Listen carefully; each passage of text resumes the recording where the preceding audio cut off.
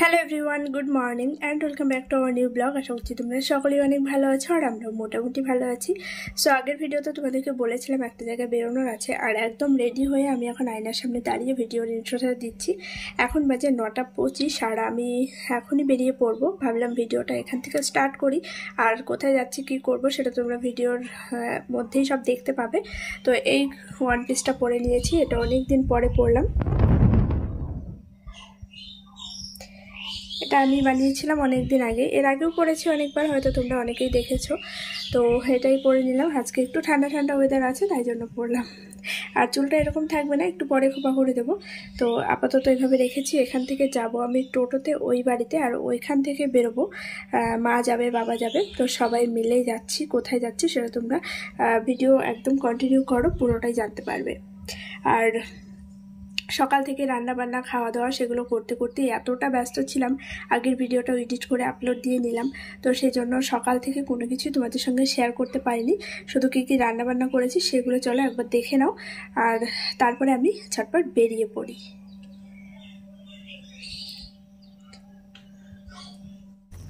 গতকাল রাত্রে ঘুমানোর আগে বাটিতে অল্প করে একটু বাদাম আর কিশমিশ ভিজিয়ে রেখেছিলাম। হ্যাঁ, কিছু ড্রাই ফ্রুটস হলে অবশ্যই ভালো হতো, আর তার সঙ্গে কাঁচা ছোলা, কিন্তু আপাতত আমার কাছে আনা নেই সেইগুলো। অবশ্যই যেদিন বাজারে যাব নেক্সট টাইম মনে করে নিয়ে আসবো। আর এখন থেকে এগুলোই সকালবেলাও একটু একটু করে খাবে তাই বলছিল, শরীরে একদমই এনার্জি পাচ্ছে না। এরই মধ্যে আমার আবার রান্নাও কমপ্লিট হয়ে গেছে, আর সেগুলো তোমাদের সঙ্গে শেয়ার করছি। এই যে থালায় ভাত বেড়ে দিয়েছি ঠান্ডা হওয়ার জন্য, উপরে ফ্যান চলছে। আর এখানে রয়েছে আলু পটল দিয়ে মাছের ডিমের একটা তরকারি, যেটা গতকাল রাত্রে আমি অনেকটাই ডিম আর কি ভেজে ফেলেছিলাম, তাই ভাবলাম এইগুলো দিয়ে একটু তরকারি করে ফেলি। আর এখানে রয়েছে এই যে শাক ভাজা, রসুন কালো জিরে ফোড়ন দিয়ে শাক ভাজা করেছি, আর এর মধ্যে একটু বাদামও দিয়েছি। আর এই হচ্ছে আলু পটল দিয়ে মাছের ডিমের চচ্চড়ি, যেটা গতকাল রাত্রে করেছিলাম, অনেকটাই বেঁচে গেছিলো, ফ্রিজে রেখে দিয়েছিলাম। এখনই আমি জাস্ট বের করে নিয়ে আসলাম। আর এই গ্লাসে রয়েছে ছাতু, তোমার দাদাভাই এখন খেয়ে যাবে, আর ভাতটা আমি প্যাকিং করে দেবো, নিয়ে যাবে। তো এই বাড়িতে চলে এসেছি অনেকক্ষণ আগেই, আর এসে এখানে মা রেডি হলো, বাবা রেডি হলো। বাবাকে নিয়ে যাচ্ছি ডক্টর দেখাতে, মানে চেক আপ করাতে, আর তার সঙ্গে মাও যাবে। মায়েরও শরীর খারাপ, তো মাও ডক্টর দেখাবে। তো দুজনাকেই নিয়ে যাচ্ছি, আমি একা দায়িত্ব করে মানে পেশেন্ট নিয়ে যাচ্ছি, বুঝতেই পারছো। আর ওইদিকে আমাদের গাড়িও চলে এসছে। এখন বাজে হচ্ছে 11:15, আর হচ্ছে মিতু যাবে, মানে বোন যাবে। হঠাৎ করেই আবার একটু প্ল্যান হলো ওই জায়গা থেকে একটা জায়গায় যাবো আমরা, সেটা তোমরা ব্লগে দেখতে পাবে। তো চলো, এই যে সব ব্যাগপত্র নিয়ে নিয়েছি। এটা হচ্ছে মায়ের ব্যাগ, এটা হচ্ছে আমার ব্যাগ, আর এর মধ্যে সব প্রেসক্রিপশন, তারপরে হচ্ছে পাখা, জলের বোতল, যা যা লাগবে সব কিছু নিয়ে নিচ্ছি।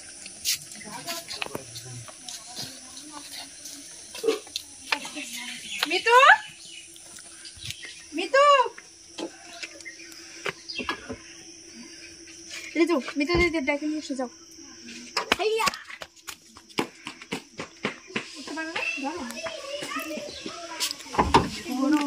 গরম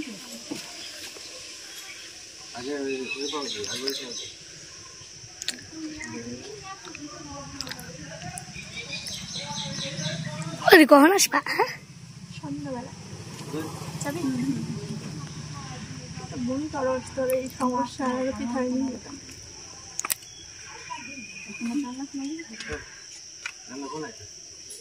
চাপড়া দিয়ে মিরপুর যাওয়া যায় কোন রাস্তায়? আবার কৃষ্ণনগর হয়ে? হ্যাঁ, কৃষ্ণনগর হয়ে যেত। কত কিলোমিটার?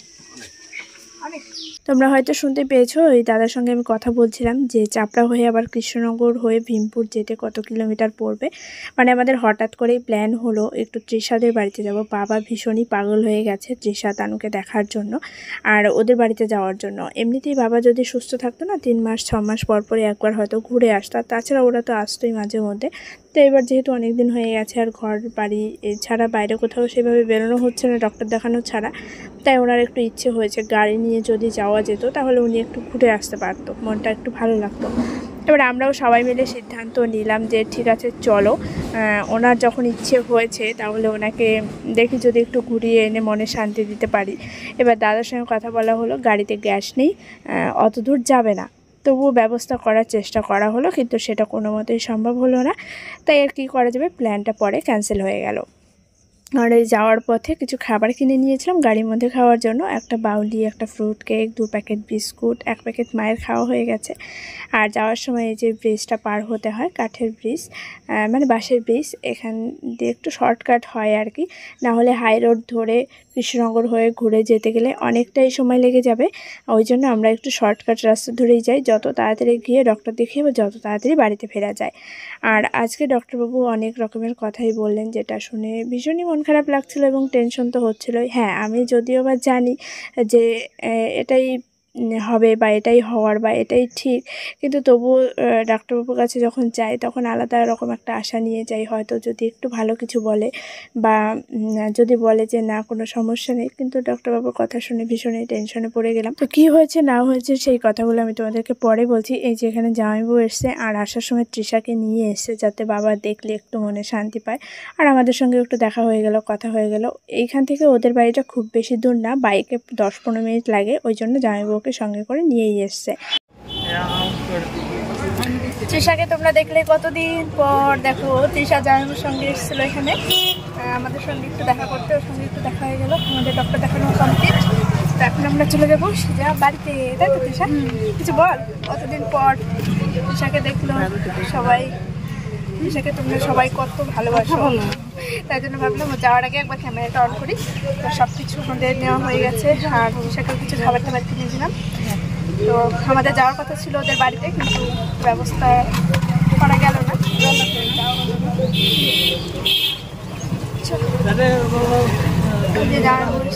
তৃষাকে নিয়ে এসেছিল একটু দেখা করার জন্য।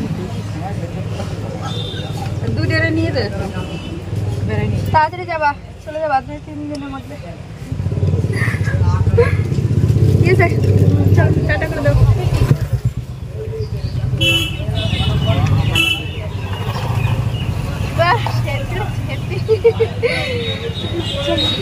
আমি এই চশমা বলি চুলের কি অবস্থা।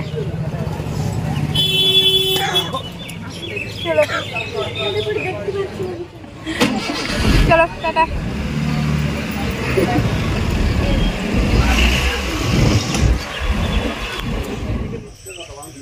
এই দেখো কাকিমা লাগিয়েছে কুমড়ো গাছ, কতটা বড় হয়ে গেছে। আর গাছগুলোর চেহারা জাস্ট দেখো কতটা সুন্দর।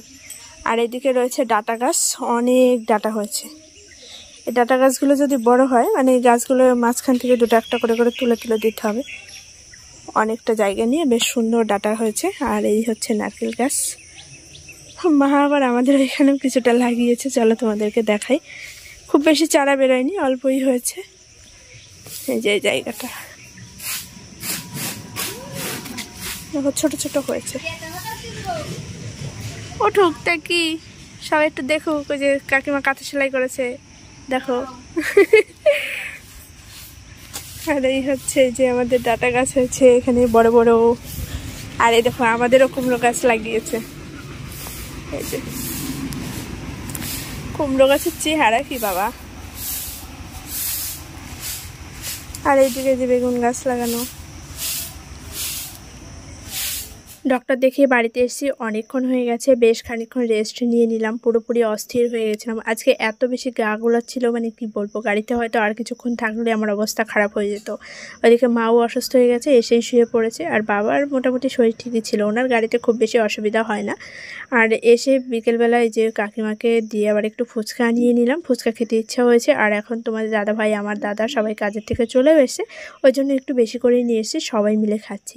এখানে আমার দাদা ছিল, তোমাদের দাদা ভাই ছিল, আমার মা ছিল, 2 ভাই ছিল। তো সবাই মিলে আমরা ওই 5টা-7টা করে করে খেয়েছি আর কি।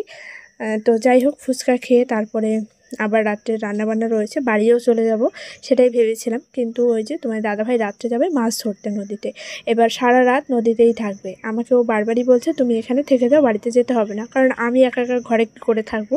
তো সেই জন্য ও আমাকে বারবারই বারণ করছে। আর ও আমার ভাইয়ের সঙ্গেই যাবে আর কি মাছ ধরতে। নদীতে এখন মাছ হচ্ছে, যদি মাছ হয় অবশ্যই আমি তোমাদের সঙ্গে শেয়ার করব। চলে আসলাম খাওয়া দাওয়া করতে। দাদা নিয়ে আসলো দোকান থেকে বেশ কিছু চপ। এখানে রয়েছে আলুর চপ, আর ঘরে দিয়ে আসলাম কাকিমাকে, বোনকে। আর এখানে রয়েছে এই যে প্যাটিস ভাজা, এগুলো নিয়ে এসছে দুটো। আর এখানে আলুর চপ নিয়ে এসছে অনেকগুলো।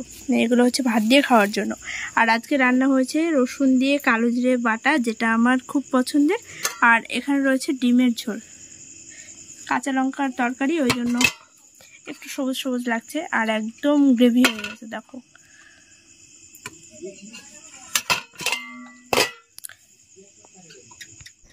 এখন বাজে রাত্রি 9:30। এখন আবার আমি ক্যামেরাটা অন করলাম, একটা কাজ করতে বসেছি। এই যে আমি আমার হাতের শাখাটা খুলে নিয়েছি।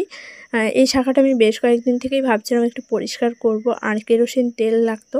হ্যাঁ, অনেক কিছু দিয়ে পরিষ্কার করা যায়, তবে আমার মনে হয় কেরোসিন তেলটা দিয়ে পরিষ্কার করলে অনেক বেশি পরিষ্কার হয়। তাই আমাদের এই বাড়িতে ছিল, আজকে একটু মনে পড়লো, কাজটা করতে বসে পড়লাম। ওইদিকে বাবাকে ফিজিওথেরাপি করতে চলে এসছে।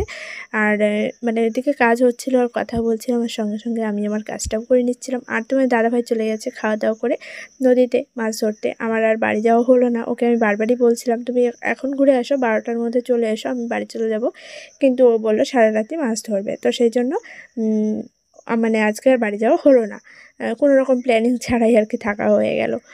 তো যাই হোক, সকাল সকাল উঠে চলে যেতে হবে, আমার মেশিনের কাজ রয়েছে, সেই কাজটা করতেই হতো। আর এখানে আমার এই যে শাখাটা পরিষ্কার করতে গিয়ে মায়ের শাখাটাও আবার খুলে দিল পরিষ্কার করার জন্য। তো দুটো শাখাই পরিষ্কার করে নিয়েছি। ছোট সাইজেরটা আমার, সেটা তো দেখে বুঝতেই পারছো। আর বড়টা হচ্ছে মায়ের। তো ফাইনালি একদম কিন্তু ডান আমার কাজ। কেমন হয়েছে পরিষ্কার অবশ্যই কমেন্ট করে জানিয়ে। তোমরাও কিন্তু এভাবে করতে পারো। হালকা একটু কেরোসিন তেলের মধ্যে ভিজিয়ে রেখে সার্ফ দিয়ে বা সাবান দিয়ে ভালো করে ব্রাশ করে নিলেই পরিষ্কার হয়ে যাবে। তাছাড়া আরও অনেক কিছু দিয়ে পরিষ্কার করা যায়, আমি এইভাবেই করে থাকি।